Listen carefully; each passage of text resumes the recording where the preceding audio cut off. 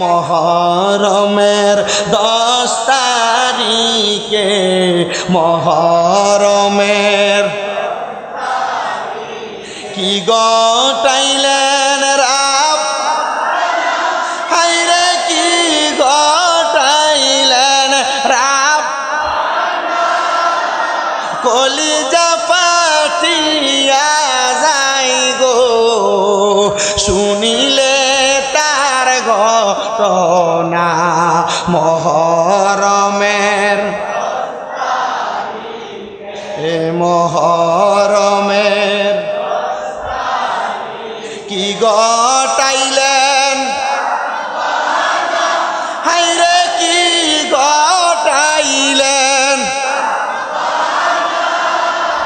কলিজা ফাটিয়া যায় গো শুনিলে তার আহার মহরমের চাঁদরে আহার ও চাঁদ তুমি দেখা দিও না ও চাঁদ তুমি দেখা তুমি দেখা দিলে মায়ের আখের পানি থামে না হাসান শহীদ জবরেতে হাসান শহীদ হোসেন শহীদ কারবা হায়রে হোসেন শহীদ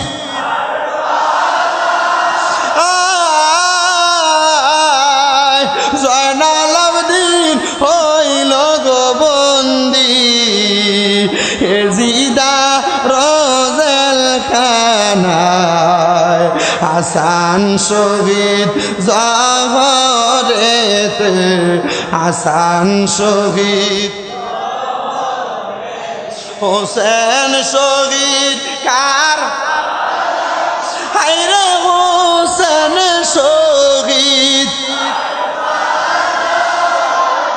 জয়নাল আবদিন হইল গো বন্দি এজিদা রোজেল খানা মহরমের কে মহরমের কি গটাইলেন রাব নেরাব কলিজা ফাটিয়া যায় গো শুনিলে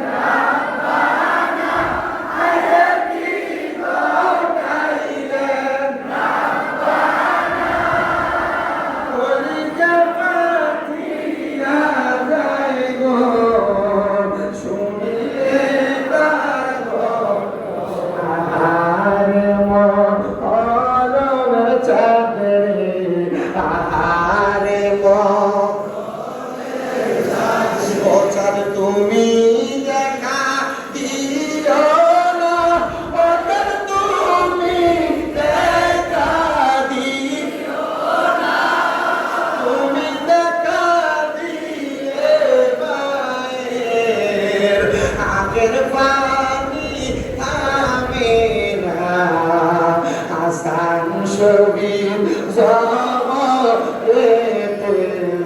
হাসান শহীদ হোসেন শহীদ কারবালা হোসেন শহীদ কারবালা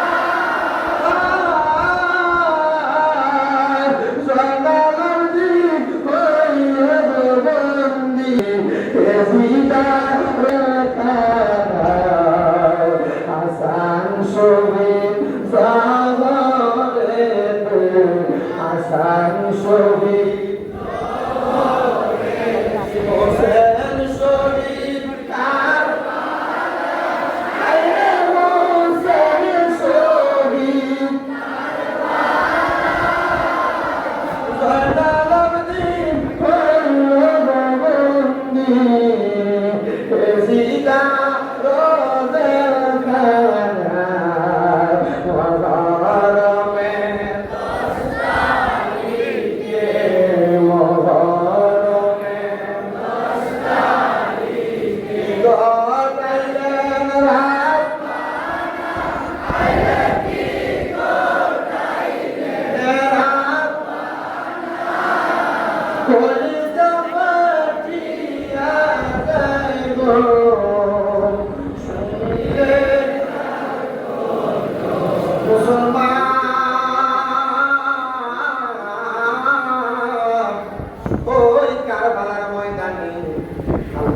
বংশধরের মধ্যে আরেকজন প্রখ্যাত বংশধর ছিলেন, তার নাম ছিল হযরতে আব্বাস আলমদার রাদিয়াল্লাহু তাআলা।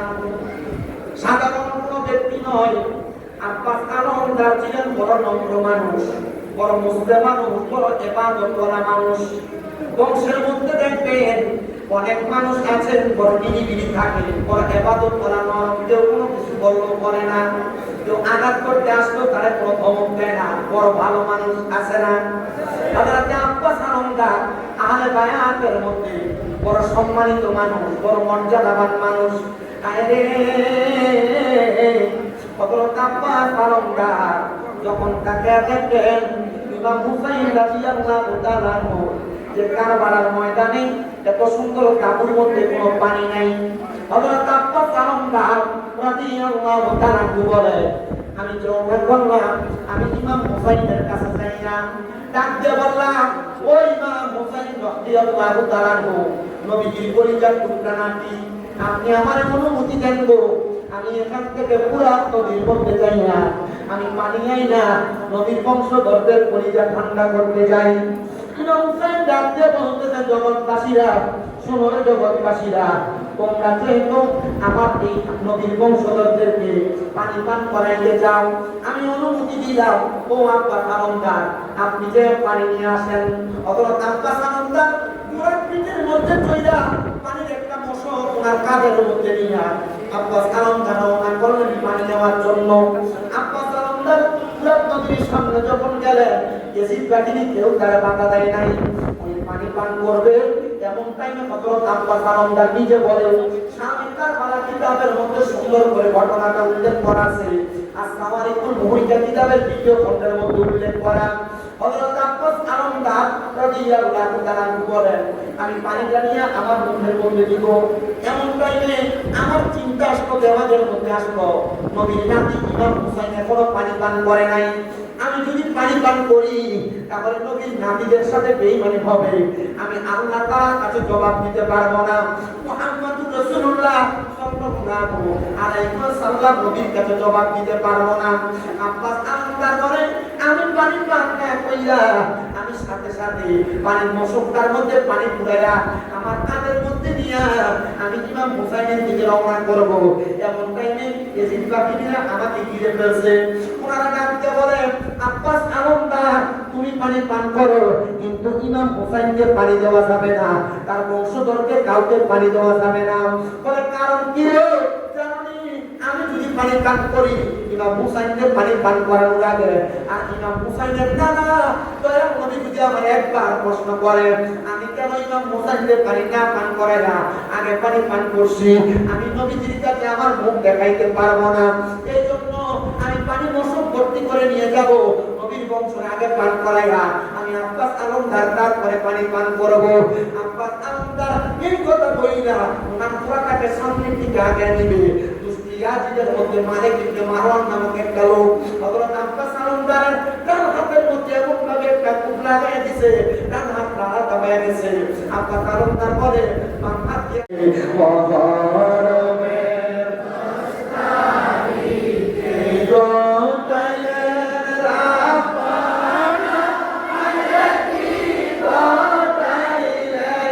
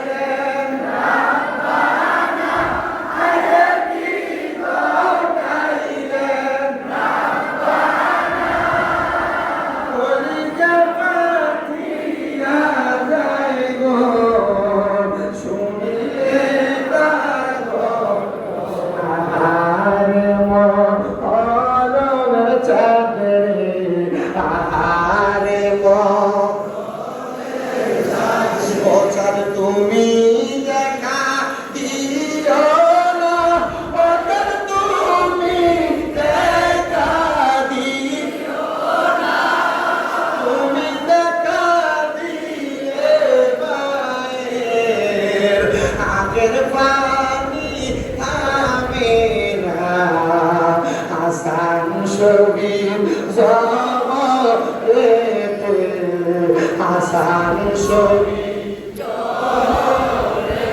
হোসেন শহীদ কারবালা হোসেন শহীদ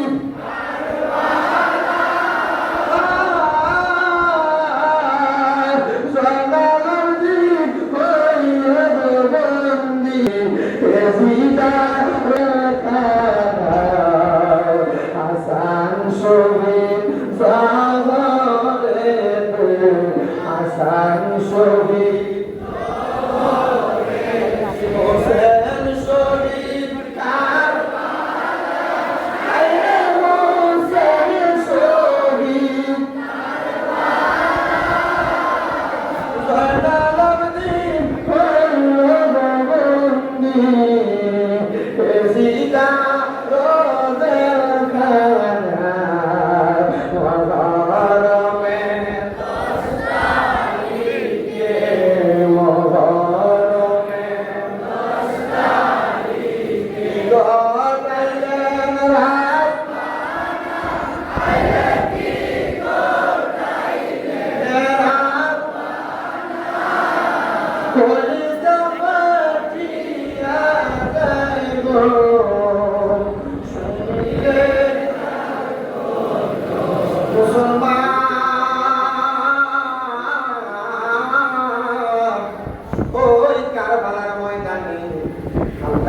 বংশধরের মধ্যে আরেকজন প্রখ্যাত বংশধর ছিলেন, তার নাম ছিল হযরতে আব্বাস আলমদার রাদিয়াল্লাহু তাআলা।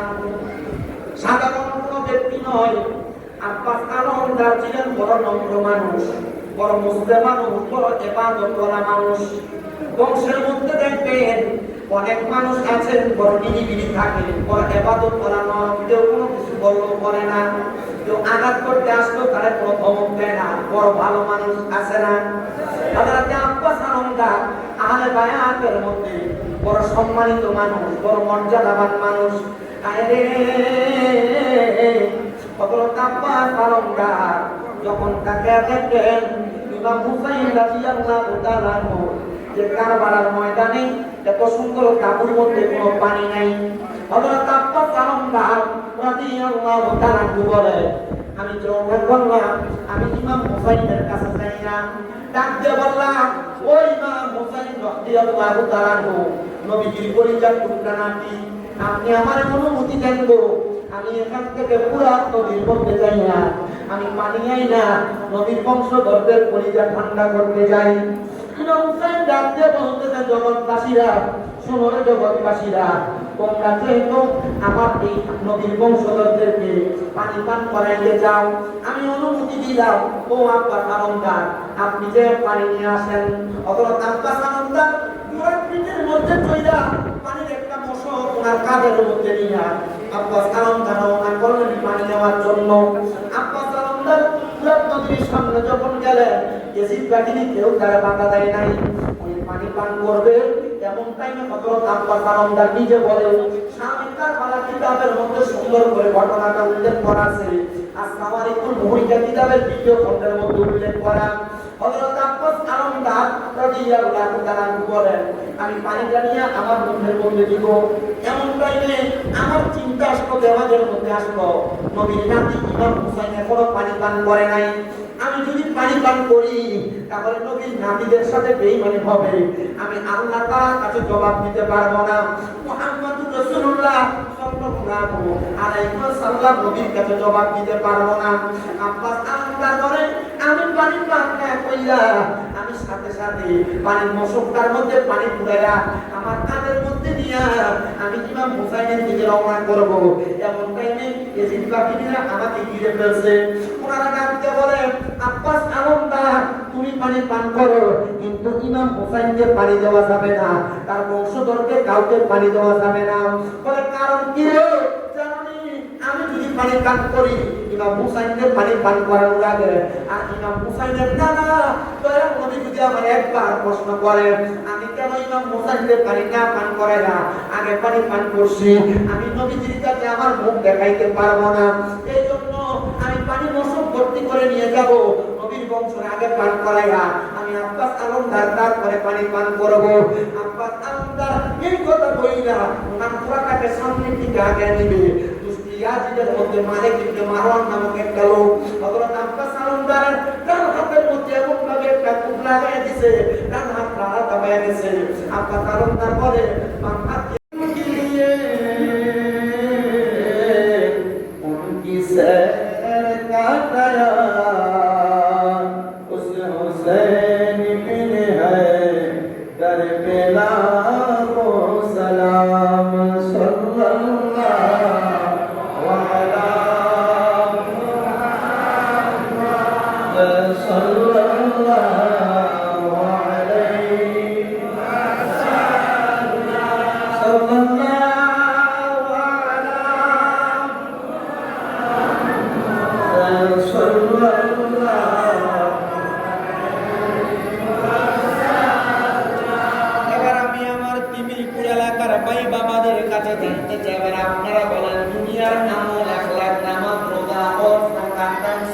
কুরবানি যত রকমের ইবাদত আপনারা বলেন আমরা জান্নাতের জন্য করি না জাহান্নামের জন্য? জান্নাতের জন্য না জাহান্নামের জন্য? জান্নাতের জন্য। আল্লাহ তাআলা কোরআনুল কারীমের মধ্যে বলেন বিসমিল্লাহির রাহমানির রাহিম লা ইয়াস্তাবি আসহাবুন নারি ওয়া আসহাবুল জান্নাহ আসহাবুল জান্নাতি হুমুল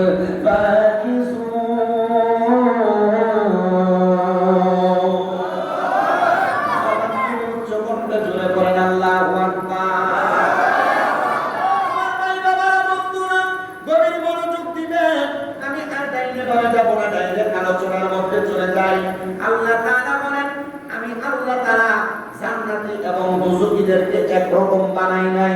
আল্লাহ ডাইরেক্ট বলেন লা ইয়াস্তাবি আসহাবুন নারি ওয়া আসহাবুল জান্নাহ, মানে যারা জান্নাতি যারা দোজখী তারা একরকম নয়। আল্লাহ জান্নাতি এবং দোজখীরা কেন একরকম নয়? আমার আল্লাহ তাআলা বলেন আসহাবুল জান্নাতি হুমুল ফাইজুন, যারা জান্নাতি তারা হলো সফলকাম। এবার বলেন জান্নাতীরা যদি সফলকাম হয়, জান্নাতীরা যদি কামিয়াব হয়, জান্নাতীরা যদি আল্লাহর কাছ থেকে পুরস্কার প্রাপ্ত হয়, আমরা সবাই ওই জান্নাত পাইতে চাই কি চাই না?